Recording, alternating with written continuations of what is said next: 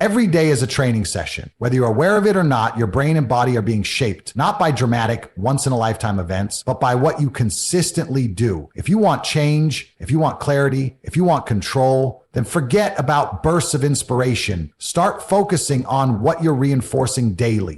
Because the brain doesn't reward what you think about. It doesn't even reward what you hope to do. It rewards what you actually do over and over again. The neurons that fire together wire together. That's not just a phrase. That's the reality of neuroplasticity. Every time you choose discomfort over comfort, movement over stillness, discipline over distraction, you're not just doing a hard thing, you're rewiring your future capacity for effort. You're literally making effort easier next time. So the first thing you must work on daily is action repetition, repeated intentional execution. No emotion required, just consistency.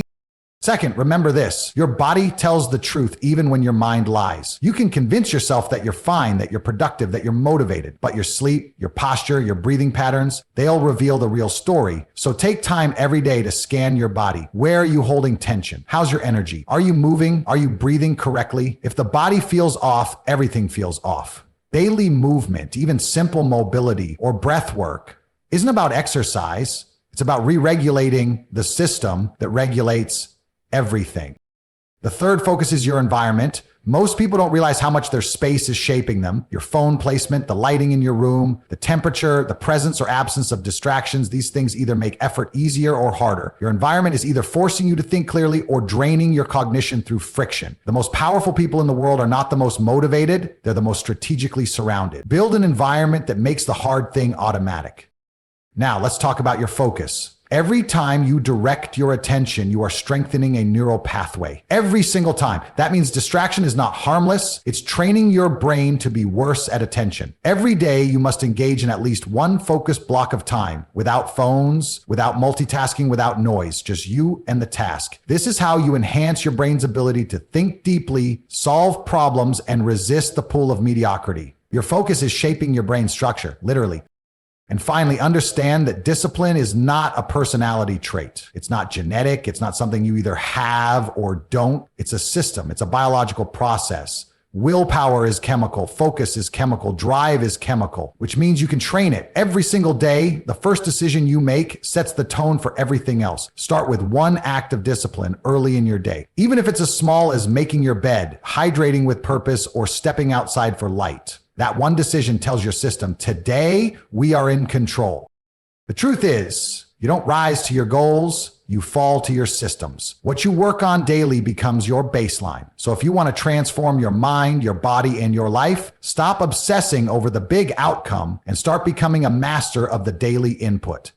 Repetition, regulation, environment, focus, discipline. 5 things. Every day, no exceptions, no shortcuts. That's how you change. There's a widespread myth that intention is powerful, that merely wanting to be better, more focused, more driven, more successful is enough to move the needle. But the brain doesn't operate on hope, dreams, or goals alone. It's structured to respond to patterns, repetition, action. If you want change, true, lasting, biological change, you must understand this. The brain only rewards what you repeatedly do, not what you intend to do. Neuroplasticity, the brain's ability to rewire itself, is not activated by thought. It is activated by behavior. When you choose to act, even in small, consistent ways, your nervous system begins to make that behavior easier to repeat. Neurons communicate through synapses, and the more frequently a neural pathway is activated, the stronger and faster that connection becomes. In other words, doing the same thing over and over again makes it more natural, more automatic, less effortful. Let's say you intend to become more disciplined. You read a book, you watch a video, you write it down in a journal. That's fine, but none of those things will rewire your brain unless they translate into behavior. If you hit snooze on your alarm the next morning, the brain doesn't care about your new philosophy. It reinforces the habit of avoidance. But if you get up even just 1 minute earlier than yesterday and do it again the next day, you're now engaging in action repetition, and that's when neuroplastic change begins. It's not just about the big wins. It's the micro decisions, the tiny efforts done daily that teach the brain, this is who I am now. The problem is that most people want dramatic results from inconsistent action. They want to feel motivated all the time, but motivation is not the fuel. It's the byproduct. Repetition is what eventually creates ease. Ease creates confidence. Confidence breeds motivation. So the real question is not how can I stay motivated, but what behavior am I willing to commit to no matter what? Let's apply this to a simple example, learning to focus. If you sit down for 5 minutes a day, turn off all distractions, and do one task, just one, you are training your brain. It will feel difficult at first. You will be tempted to check your phone, to escape, to distract. But every time you return your attention to the task, you strengthen the signal. You teach your brain to filter noise. After weeks of doing this, the act of focus no longer feels foreign. It starts to feel normal. And this is the beauty of the system. You don't need huge shifts. You need honest daily inputs. The brain is watching. Every time you choose the hard thing, the uncomfortable, the disciplined, the focused thing, you are making a small deposit in your future identity. But every time you say, I'll start tomorrow or I'll skip today, your brain isn't neutral. It logs that too. And over time, you reinforce either a pattern of action or a pattern of avoidance. So if you're waiting for a perfect plan or the right mindset before you act, you're operating in reverse. Action creates the mindset. Repetition wires the identity. You don't need to feel ready. You need to start doing. And do it again and again until the brain stops fighting you and starts helping you. Don't ask for motivation. Train your biology. Don't aim for perfect. Aim for repeated. Because in the end, your life isn't built by what you meant to do. It's built by what you actually do. Over and over again. That's how you win the brain. That's how you win your life. We like to believe that discipline is enough, that if our will is strong, we can overcome anything. Temptation, distraction, fatigue. But here's a deeper truth. Backed by behavioral neuroscience and the structure of your biology, your environment is stronger than your willpower. Every time, every day. Why? Because your nervous system is designed to conserve energy. It's wired for efficiency, not for constant resistance. Willpower, by nature, is a finite resource. It gets taxed. It fatigues. It wears out as the day progresses. The more decisions you make, the more impulses you resist, the more your brain begins to favor the path of least resistance. And that path is carved out by your environment. The environment is not just the physical space around you. It's every sensory cue that interacts with your nervous system. The lighting in your room, the noise in the background, the people you surround yourself with, the position of your phone on the desk, the food that's visible in the kitchen. Your environment speaks to your brain before your conscious thoughts ever kick in. Now, let's break that down with an example. Imagine you're trying to eat healthy. You've made the decision, you've mapped out a plan, but in your home, the snacks are visible, on the counter, in the pantry, a few steps away. Every time you walk by, your brain gets triggered. The visual cue alone activates a cascade of neural signals that associate that snack with reward, dopamine, anticipation, pleasure. And even if you resist once or twice, that resistance costs you mental energy. You've already lost something in the transaction. Eventually, your brain will take the easier route, the snack. Now, contrast that with an environment where those snacks are simply not there, or they're hidden, or replaced with healthier alternatives. Suddenly, the friction shifts. Now, not eating poorly becomes the path of least resistance. You no longer need to summon willpower. The environment is guiding your behavior. This applies to every area of growth. Trying to build focus? Then remove distractions. Don't just trust yourself to not check the phone. Put it in another room. Use apps to block tempting sites. Reduce the number of tabs open. The fewer sensory inputs competing for your attention, the more your prefrontal cortex, the center of focus and executive function, can stay engaged. Trying to sleep better? Then audit your sleep environment. Lower the lights after 8 p.m. Eliminate screens an hour before bed. Keep the room cool. Even your mattress, the color of your bedroom walls, and your pre-bed rituals. All of these send biological cues to your brain about whether it's time to wind down or stay alert. Trying to work out consistently? Then prep your clothes the night before. Keep your shoes by the door. Make the environment frictionless, because if your gym bag is hidden in a closet and your shoes are buried somewhere and the lighting is harsh and unpleasant, you're already losing momentum before you've even started. The more effort it takes to begin, the less likely you are to follow through. Here's the principle. Structure your environment so that your default behavior is aligned with your goal. Don't rely on your mood. Don't rely on feeling ready. If you want to change your life, change the conditions around you that dictate your behavior. Your brain is constantly scanning for ease, familiarity, and comfort. If you set up your space to make the right behavior easy and the wrong behavior inconvenient, you will automatically begin to shift. It's also crucial to consider the social environment. Who are you around every day? Are the conversations elevating or draining? Are your peers pushing boundaries or stuck in complacency? Your brain is socially wired. Mirror neurons fire when you see others act. If you're surrounded by people who stretch themselves, who show discipline, who strive, you're far more likely to do the same. Willpower is admirable, but it's not scalable. You can't fight your biology every day and expect to win. Instead, outsmart it. Design your environment like a behavioral scaffold. Make doing the right thing easier than avoiding it. This is how elite performers operate. They don't wait for motivation. They engineer momentum. They automate success, not by working harder, but by working smarter, building their external world to reinforce their internal goals. So don't just focus on changing yourself. Focus on changing the world immediately around you. Control what you see, what you hear, what you touch, what you eat, who you talk to. Make it easier to make the right decision. Make it harder to slip into default. Because at the end of the day, it's not just what's inside you that shapes your future, it's what surrounds you too. And if you get your environment right, you won't have to push so hard. Your life will start pulling you forward. Focus is not a gift. It's not something you're born with or without. Focus is a trainable skill, one that lives in the circuitry of your brain and responds to repetition, challenge, and recovery just like a muscle. And in the modern world, it's one of the most valuable yet most fragile resources you have. We live in an attention economy. Every screen, every ping, every swipe has been engineered to hijack your neural reward systems and fracture your concentration. These digital intrusions exploit something called the salience network in your brain, regions that determine what deserves your attention based on novelty or emotional weight. This is why you might sit down with a plan only to find yourself an hour later lost in apps, notifications, or irrelevant tasks. You didn't fail. Your brain was trained by your environment to prefer stimulation over sustained engagement. But the beauty of the brain is that it's plastic. It rewires based on experience, and if your attention can be fractured, it can also be rebuilt. It starts with understanding that your ability to focus is not fixed. It adapts to how you use it, much like your muscles adapt to training stress in the gym. If you lift light weights all the time, you never get stronger. If you never challenge your focus, it never improves. So how do you train it?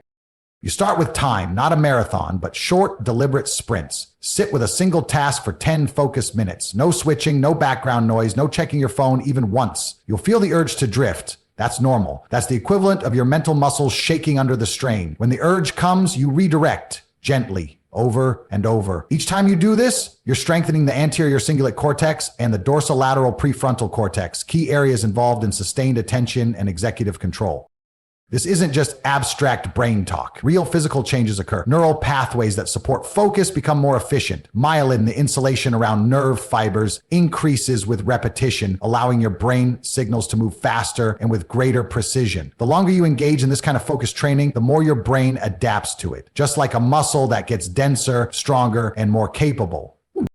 But training is only half the story. You also have to protect your focus from being drained. You have to eliminate chronic background noise in your life, both literal and metaphorical. This includes open tabs on your browser, clutter on your desk, notifications on your devices, and even the psychological weight of unmade decisions. Each one consumes a slice of your cognitive bandwidth. The cleaner your workspace, the clearer your mental field. Another critical element is deep work, extended periods of uninterrupted attention on cognitively demanding tasks. This is where you actually grow intellectually. When you resist the easy dopamine of distraction and stay locked into complexity, your brain begins to form new networks. This builds resilience. You teach yourself to think longer and more deeply. Here's the nuance though. You can't train all day every day. Just like in physical training, overexertion leads to burnout. Your attention system requires recovery. That's why breaks matter. Not just random distractions, but deliberate disengagement. Walks without your phone, silence, even staring at the sky. These are not wasted moments. They activate the brain's default mode network, which helps you consolidate memories, form insights, and prepare for the next sprint of focus. Sleep, too, plays a vital role. When you sleep, your brain reorganizes what you learned during focus states. It solidifies connections, prunes irrelevant ones, and builds resilience for future efforts. Sacrificing sleep is like trying to grow muscle without rest. Short-term gain, long-term regression. But here's the deeper challenge. Training focus isn't about being perfect. It's about being intentional. You will be distracted. You will lose the thread. The key is to notice it without shame or judgment and return again and again. That moment of return is where the growth lies. Every return to focus strengthens the circuitry. Every time you choose attention over distraction, you reclaim sovereignty over your brain. Now consider the compounding effect. If you improve your ability to focus just 5% each week, you'll double your attention span in a matter of months. That means deeper work, faster learning, more productivity, and less time. You'll start noticing things others miss. You'll develop a kind of internal stillness in a world spinning in chaos. And from that stillness, powerful insights emerge.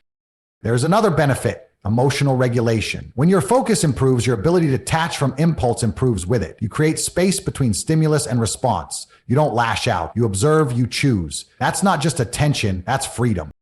And perhaps most importantly, focus leads to fulfillment. When you're immersed in a task, when time disappears, and you feel fully engaged, that's the state of flow. It's where your highest performance and deepest satisfaction live. You don't need more entertainment, you need more immersion. Less passive consumption, more active creation. So treat your focus like the precious resource it is. Train it like a muscle. Protect it like an asset. Give it the attention it deserves, and it will return the favor, not just in productivity, but in peace. Because in a world addicted to distraction, the ability to focus is not just a skill, it's a superpower. Your nervous system is the foundation of every experience you have, mental, physical, and emotional. It's not a metaphorical system, it's biological, electrical, chemical, and like any complex system, it can either be fragile and reactive or resilient and adaptive. If you want to thrive in life, not just survive, you need to build a nervous system that can handle pressure, recover from stress, and adapt to challenge. That doesn't happen by accident. It's something you cultivate deliberately every single day. Think of your nervous system as your internal command center. It governs your reactions, your capacity for stress, your ability to recover, and how much energy you have to pursue your goals. When it's resilient, you can remain calm under pressure. You can stay focused when others crumble. You can bounce back from setbacks without falling apart. But when it's brittle, even small stressors feel overwhelming. You become reactive, impatient, exhausted, distracted. So how do you build a nervous system that's strong, flexible, and reliable? The answer lies in understanding how your body and brain respond to stress. Your autonomic nervous system has two primary modes, sympathetic and parasympathetic. The sympathetic mode is your fight or flight system. It gets activated when you face a challenge, threat, or demand. It increases your heart rate, dilates your pupils, boosts adrenaline, and gets you ready for action. The parasympathetic system is your rest and digest mode. It slows things down, restores energy, promotes healing, and calms your mind. A resilient nervous system doesn't mean living in just one of these states. It means being able to shift between them fluidly. You must be able to activate energy when needed and then return to calm when the moment passes. This ability to toggle between arousal and recovery is called autonomic flexibility, and it's one of the key indicators of nervous system resilience. People who have high flexibility can meet the world's demands without being constantly overwhelmed by them. And here's the crucial point. You can train this flexibility. You can condition your nervous system just like you would condition your muscles or your cardiovascular system. One of the most effective tools to do this is deliberate breath work. Slow, controlled breathing with a longer exhale than inhale shifts your nervous system into a parasympathetic state. You're not just calming your mind, you're directly affecting the vagus nerve, a key communication highway between your brain and body. This kind of breathing increases heart rate variability, a marker of nervous system adaptability. It teaches your body to recover from stress more efficiently. Even a few minutes a day can yield powerful changes in how you react to challenges. But it's not just about calming down. Sometimes you need to train your capacity to stay composed while under pressure. That's where cold exposure, exercise, and voluntary stress come in. These are forms of hormetic stress, short, controlled doses of discomfort that trigger adaptive responses in your body. When you expose yourself to cold, for instance, your body mounts a stress response. Your adrenaline rises, your heart rate increases. But if you remain calm, if you maintain control over your breath and posture, you're training your nervous system to stay regulated in the face of adversity. You're literally teaching your brain that stress is not a threat, it's a challenge. Over time, this changes your baseline. The same applies to intense physical exertion. When your heart is pounding and your lungs are burning and you choose to stay focused, present, and non-reactive, you're reinforcing resilience. You're training your system to remain steady under load. This creates a kind of physiological toughness, a quiet confidence in your own capacity to face intensity without breaking. Now, resilience also requires recovery. You cannot build strength if you never allow for repair. Sleep is non-negotiable. During deep sleep, your brain clears out metabolic waste, repairs neural tissue, and consolidates emotional memories. Without sleep, your stress system becomes dysregulated. Your cortisol levels spike, your insulin sensitivity drops, your focus blurs, and your emotional reactivity increases. If you're not sleeping well, you're not thinking well. And if you're not thinking well, you're not responding to life with intelligence. Equally important is emotional regulation. A resilient nervous system isn't just physically steady, it's emotionally grounded. This doesn't mean suppressing your emotions. It means learning to feel without being flooded. When anger, fear, or grief arises, a strong nervous system allows you to observe those states without immediately reacting. It gives you that critical space between stimulus and response. That space is where self-mastery lives. Mindfulness practices like focused attention or body scans can enhance this capacity. They train the insula, a region of the brain responsible for interoception, your ability to sense internal states. When you know what's happening inside you, you're no longer at the mercy of unconscious reactions. You begin to respond rather than react. That's resilience. Nutrition plays a role too. What you eat affects your gut, and your gut directly communicates with your brain via the gut-brain axis. An inflamed gut leads to an inflamed brain, which leads to a reactive, dysregulated nervous system. Whole foods, high fiber, fermented foods, and proper hydration support a stable, clear mind. It's not just a diet, it's a form of nervous system hygiene. And let's not forget the power of connection. Oxytocin, the hormone of trust and bonding, has a calming effect on the nervous system. Eye contact, physical touch, honest conversation. These aren't luxuries, they're biological necessities. They regulate your emotional state and promote healing. Isolation breeds fragility, connection cultivates strength. Ultimately, a resilient nervous system gives you agency. It allows you to step into chaos and remain centered. It allows you to move through loss without disintegrating. It allows you to hold firm when others sway. This is not about becoming stoic or emotionless. It's about cultivating the capacity to experience life fully without being destabilized by it. In a world of accelerating stress, unpredictability, and noise, your greatest asset will not be how much you know, how strong you are, or how fast you move. It will be your ability to stay grounded while others panic, to remain open while others shut down, to keep showing up over and over because your system can handle it. Build that nervous system, and it will carry you farther than motivation ever could. There is one question that few people ask themselves often enough. Where am I going? It seems simple, almost too obvious to matter. But it's the absence of this question, and more importantly, the absence of a clear answer that creates confusion, burnout, and chronic dissatisfaction in life. Most people are working hard, hustling daily, pushing their nervous systems, mastering habits, and building strength. But without a destination, even the best trained ship gets lost at sea. This is why you must define your North Star. Your North Star is not just a goal. It's not a job title, a number in your bank account, or a weight on the scale. It's the deeply personal, non-negotiable direction your life is meant to move in. It's the compass you set for yourself, rooted in what you value, what you're built for, and what you want to contribute before your time runs out. It's purpose, but with precision. And unless you define it with clarity and conviction, you will become vulnerable to distraction, burnout, and comparison. You'll drift no matter how fast you're moving.